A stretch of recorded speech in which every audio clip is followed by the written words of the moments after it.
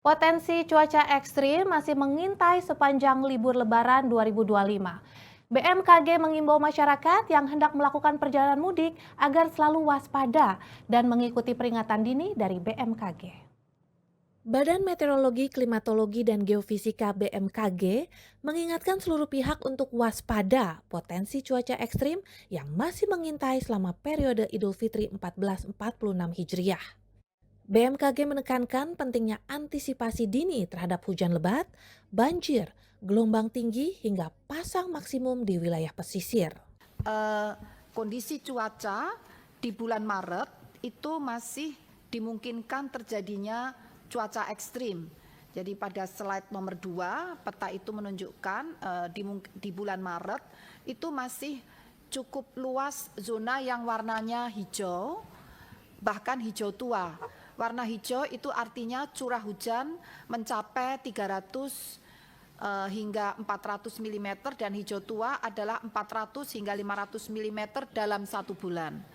Sehingga kami perlu terus menggencarkan informasi dan peringatan.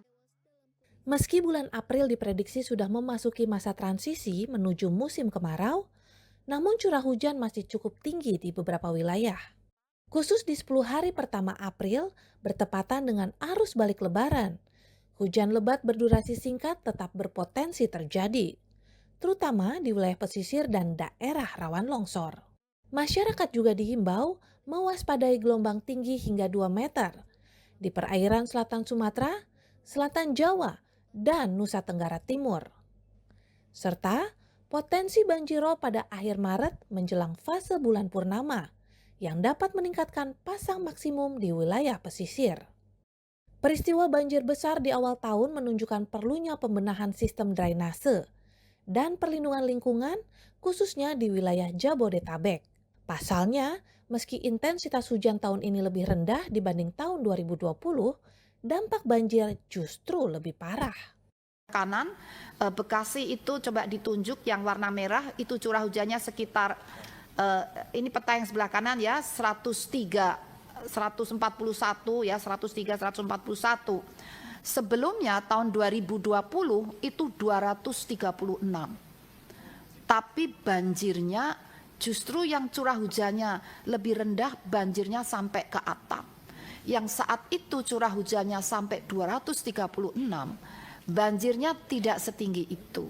Jadi ini menunjukkan bagaimana lingkungannya yang telah berubah dan barangkali juga tata kelola airnya. Sebagai bentuk mitigasi jangka pendek, BMKG meminta aparat daerah dan masyarakat untuk memanfaatkan aplikasi Info BMKG yang menyediakan perakiraan cuaca harian hingga 6 hari ke depan selama periode Lebaran.